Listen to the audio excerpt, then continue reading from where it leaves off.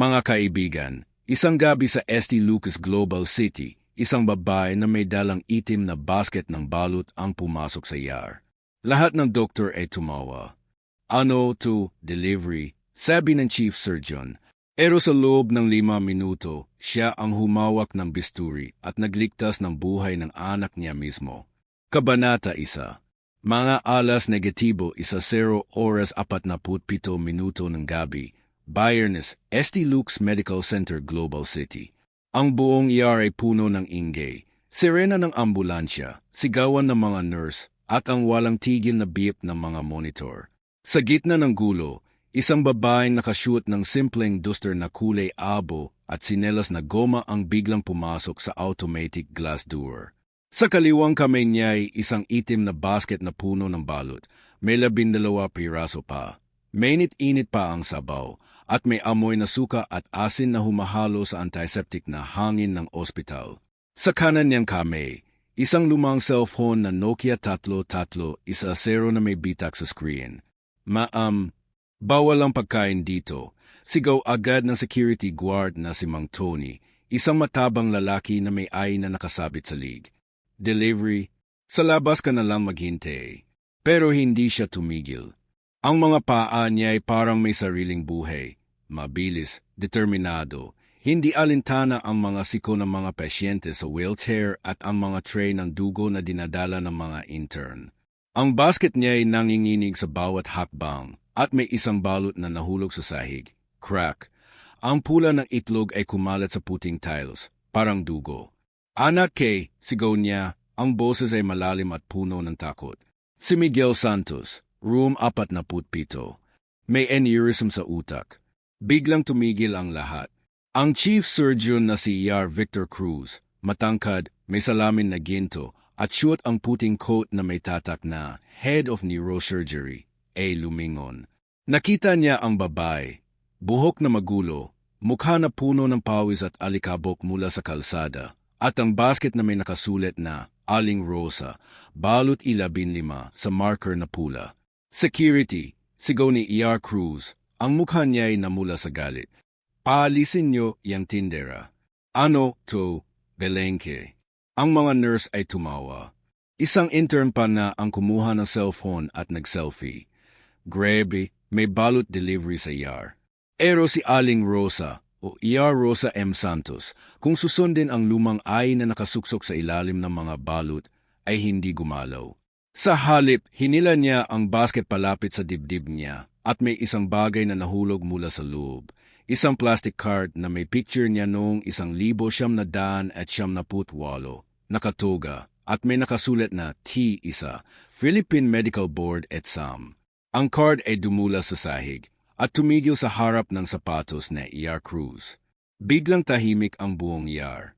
Ang monitor ni Miguel sa room 47 ay biglang nag-beep ng mabilis. B80 paghahati 40.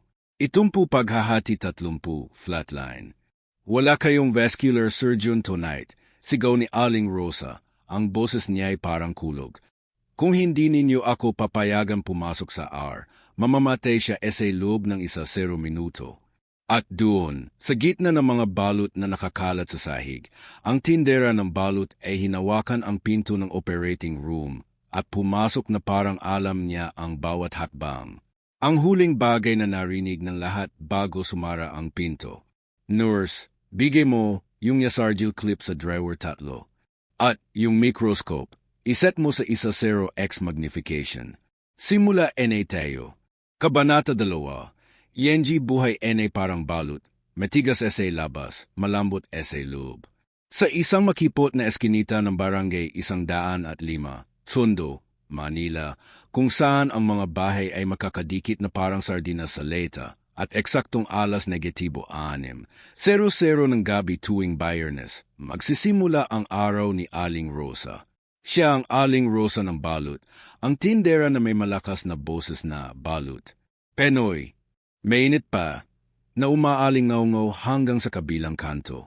Ang kanyang kariton ay gawa sa lumang bisikleta na may nakakabit na kahon na yari sa yero at sa ibabaw nito ay isang maliit na kalan na pinapainit ng uling.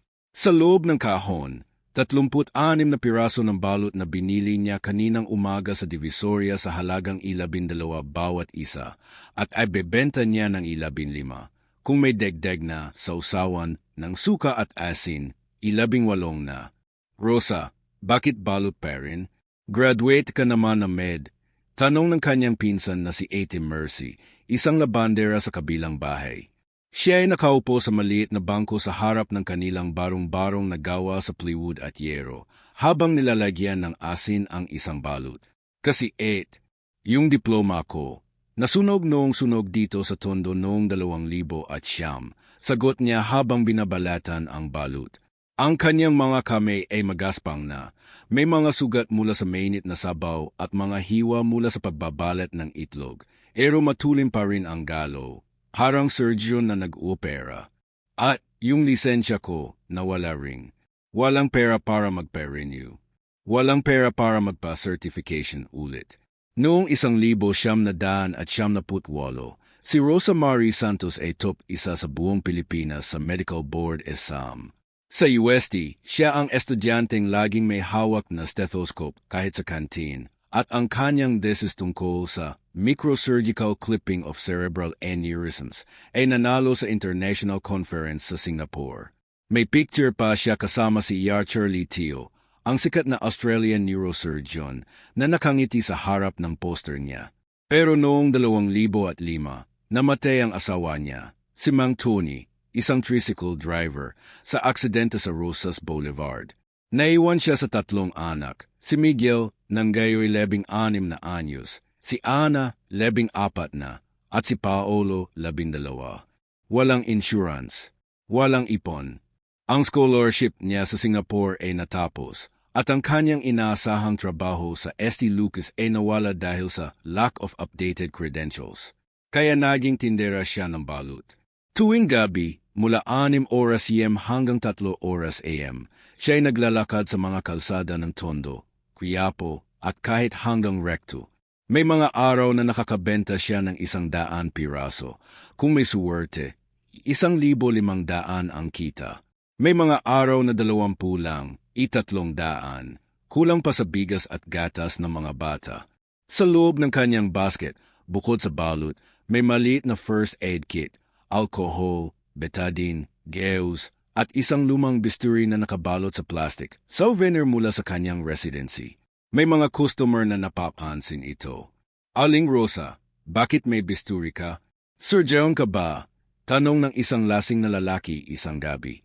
Haha, souvenir lang to sa ets ko, sagot niya, ngumingiti.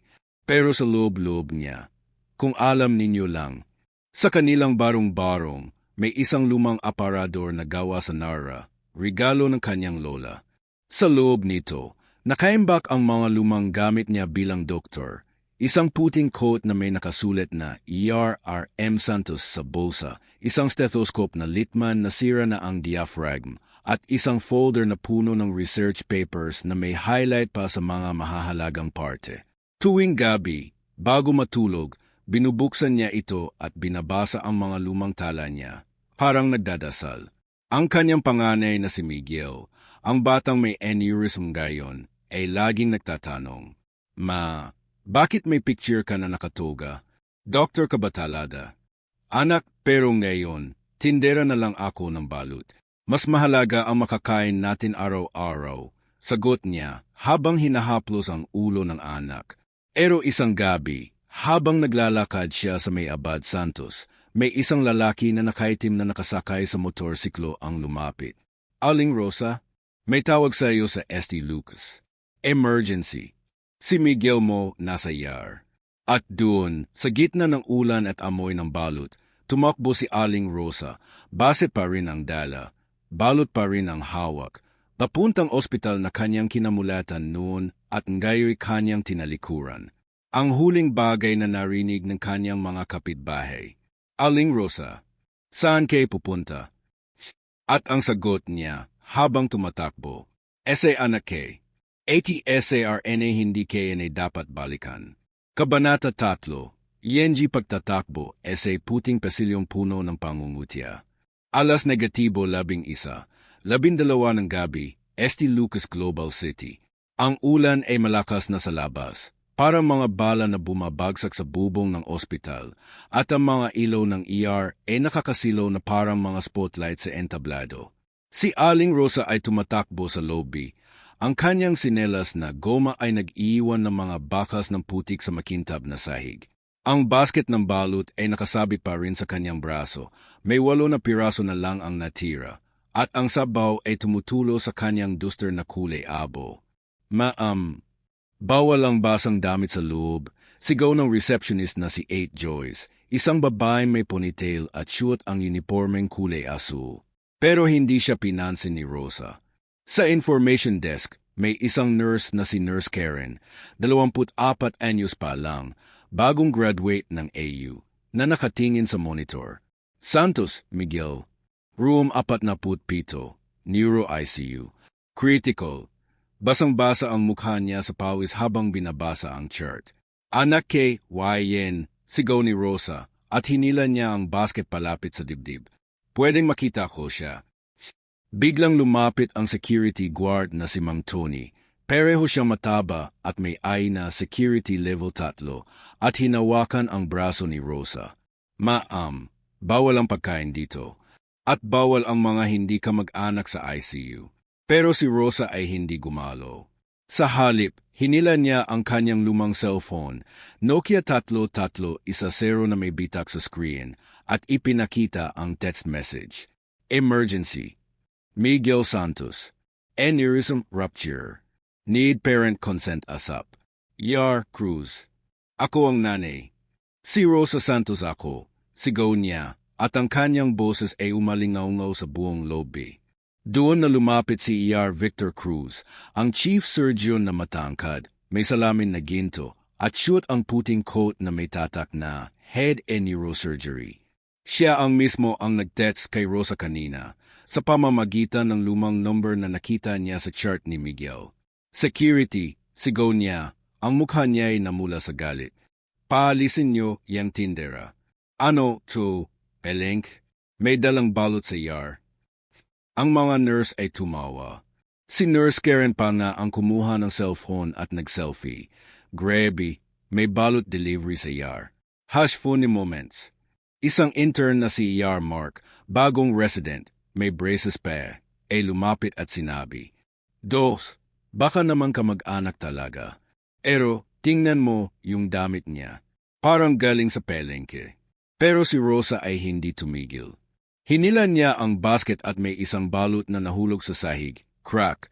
Ang pula ng itlog ay kumalat sa tiles at may isang bagay na nahulog mula sa ilalim ng basket. Isang lumang iCard na may picture niya noong 1978, nakatuga, at may nakasulat na ER, Rosa M. Santos, ME, ACS, Neurosurgery Fellow. Ang card ay dumula sa sahig at tumigil sa harap ng sapatos na ER Cruz. Biglang tahimik ang buong ER. Sa room 47, ang monitor ni Miguel ay nag-beep ng mabilis. B80 paghahati 40. 70 paghahati 30, flatline. Wala kayong vascular surgeon tonight, sigaw ni Rosa. Ang boses niya ay parang kulog. Si ER Lim nasa Singapore. Si ER Reyes nasa conference sa Cebu. Kung hindi ninyo ako papayagan pumasok sa R, mamamatay siya sa loob ng 0 minuto. ER Cruz ay yumuko at pinulot ang iCard. Binasa niya ito, ang mata niya ay lumoki. Ikaw si ER Rosa Santos. Top 1 noong 1978. Dos. At yung anak ko may ruptured aneurysm sa left middle cerebral artery. Kailangan ng craniotomia at clipping. Wala kayong time maghanap ng ibang surgeon. Ang mga nurse ay natigilan.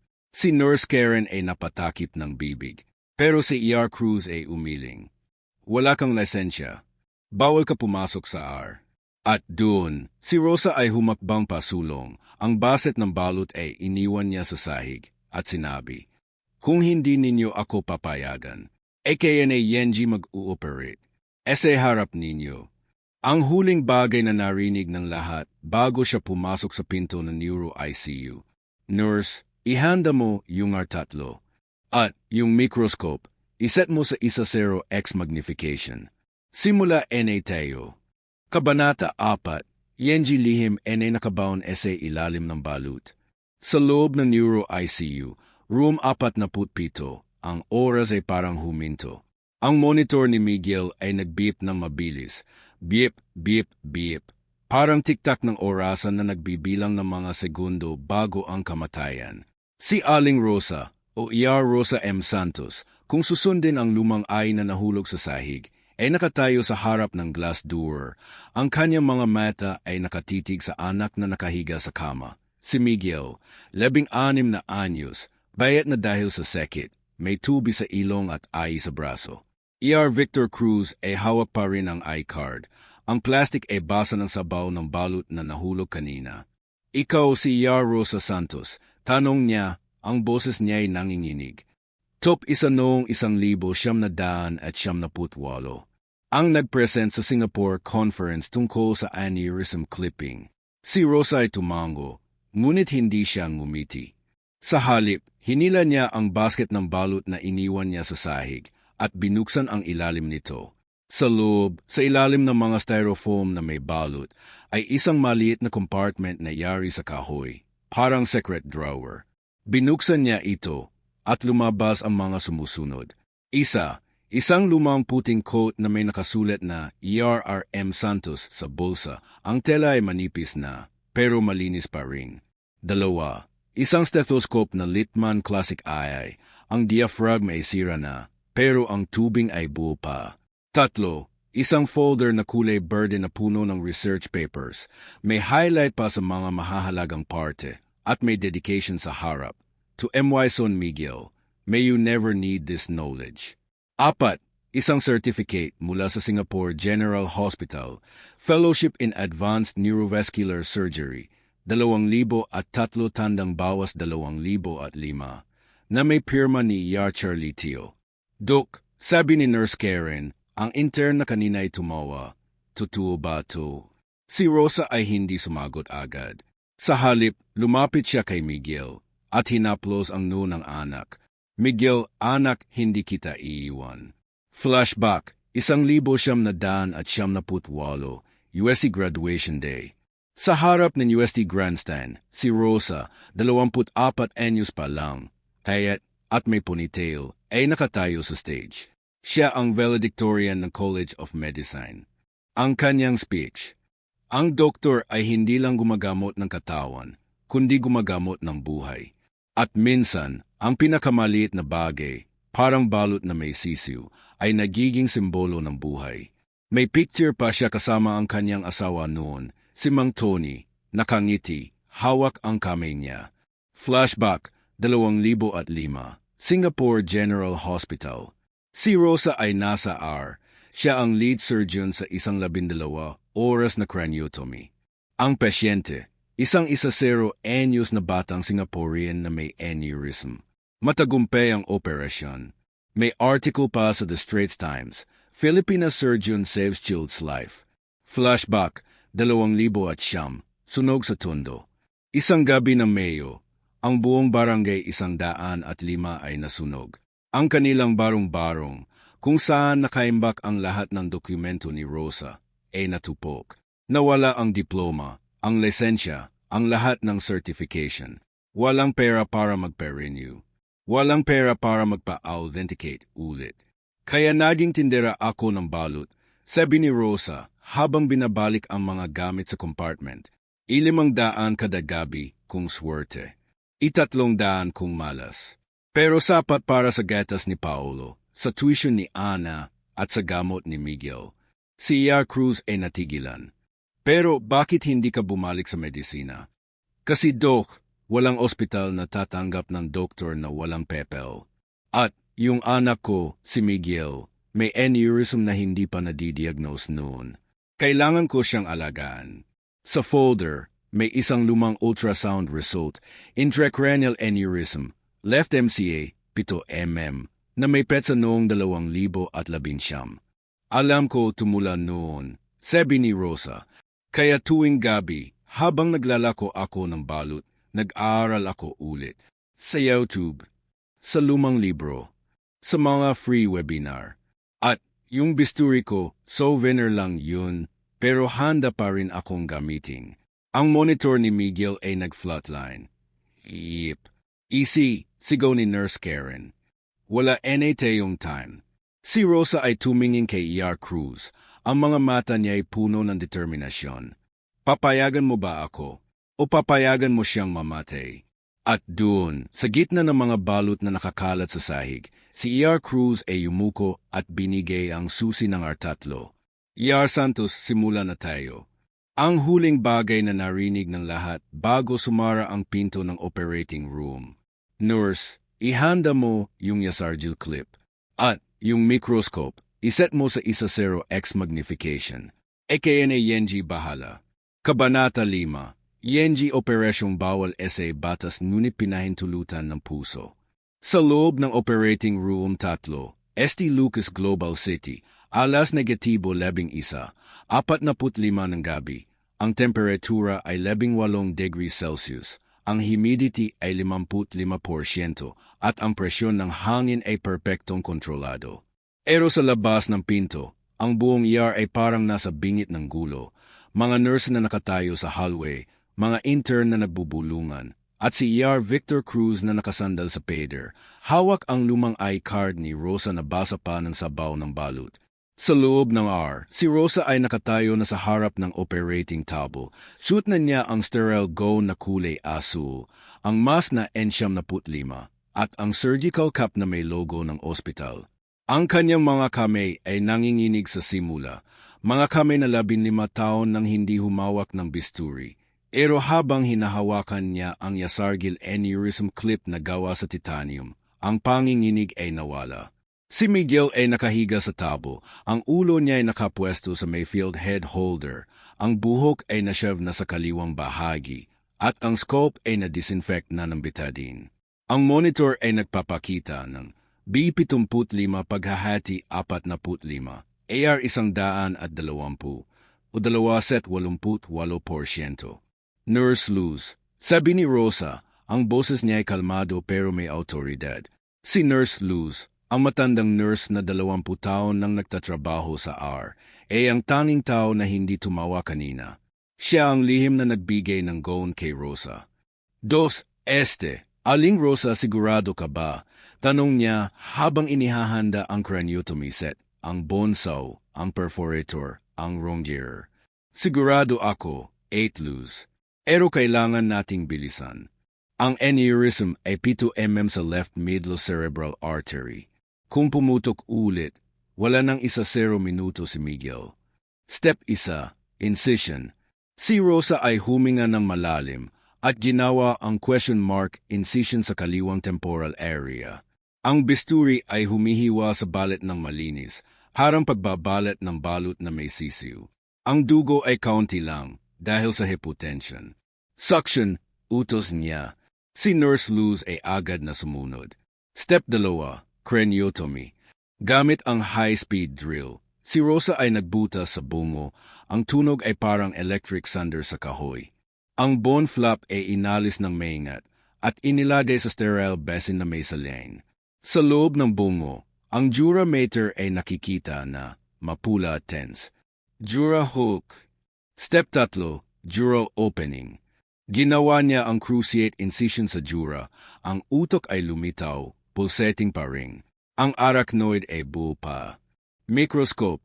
Ang Zeiss operating microscope ay inilagay sa 1.0x magnification. Sa screen, ang aneurysm ay nakikita na parang maliit na balon na puno ng dugo sa bifurcation ng MCA. Yasargil clip applicator. Ang clip ay inilagay, click, ang aneurysm ay na-isolate. Ang blood flow sa distal branches ay nanatiling patent. Monitor, B70 paghahati 60, AR 75 o 2.75%. Stabilizing, sabi ni Nurse Luz, ang boses niya ay nanginginig sa gulat. Pero sa labas ng R, may kaguluhan. Ang hospital administrator na si Ati Reyes, isang lalaking matangkad at suot ang suit na itim, ay dumating kasama ang 2 pulis. ER Cruz, sino yung babaeng walang lisensya na nag-uopera sa R3? Sigaw niya, ito ay illegal. Violation ng Medical Act of 1950. Pwede tayong kasuhan. Si Cruz ay tumingin sa glass window ng R at nakita si Rosa na nagsasara na ng jura gamit ang 400 bawas 0 Vicryl sutir. Ati siya ang dating top neurosurgeon nating. At siya lang ang makakapagligtas sa bata. Step Appet, closure. Si Rosa ay nagsara ng bone flap gamit ang craniofix plates. Ang scope ay isinara ng layered, muscle, gelia, skin.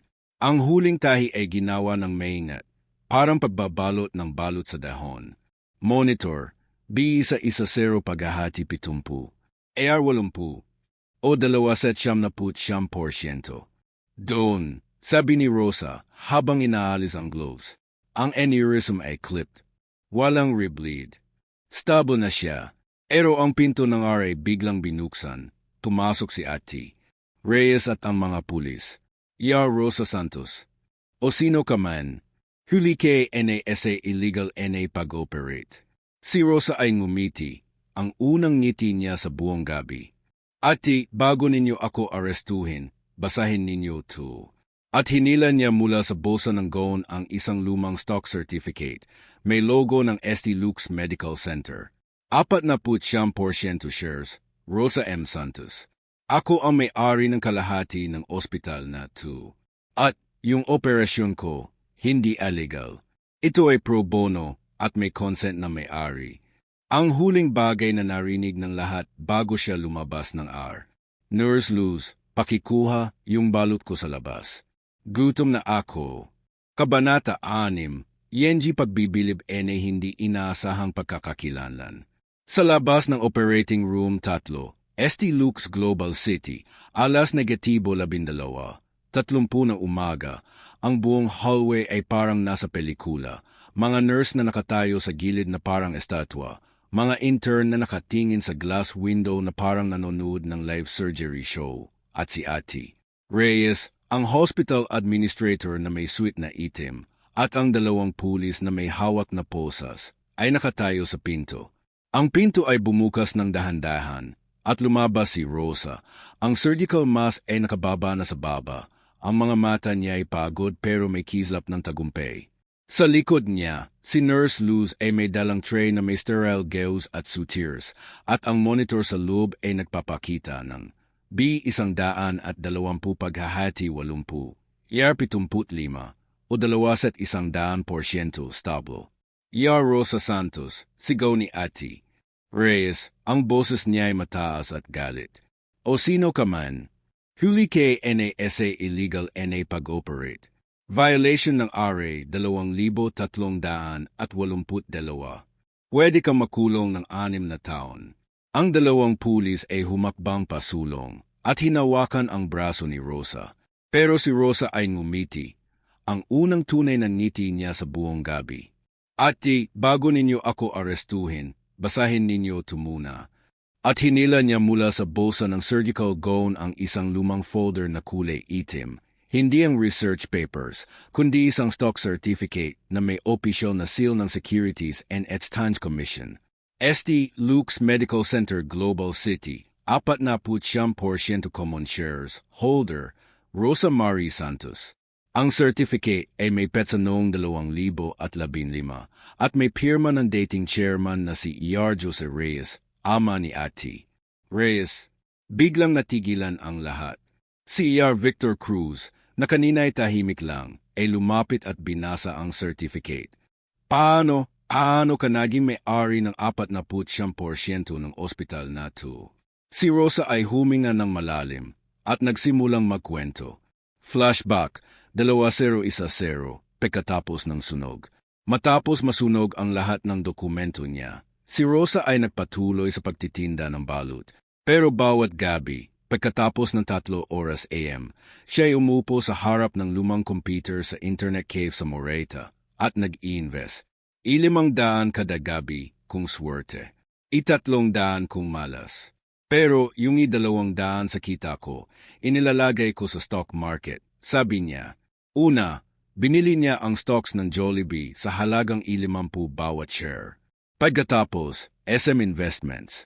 At noong 2015, Nang mag-ipo ang SC Lucas Global City, siya ang unang retail investor na bumili ng 100,000 shares sa halagang $1 bawat isa, gamit ang ipon niya sa loob ng 5 taon. Hindi ko sinabi sa kahit sino. Kasi ayoko ng awa. At ayoko ng tanong na, bakit doktor ka pa rin kung mayaman ka na? Taon-taon, ang dividends ay lumoki, at ginamit niya ito para sa tuition ng mga anak, sa gamot ni Miguel, at sa pagbili ng karagdagang shares.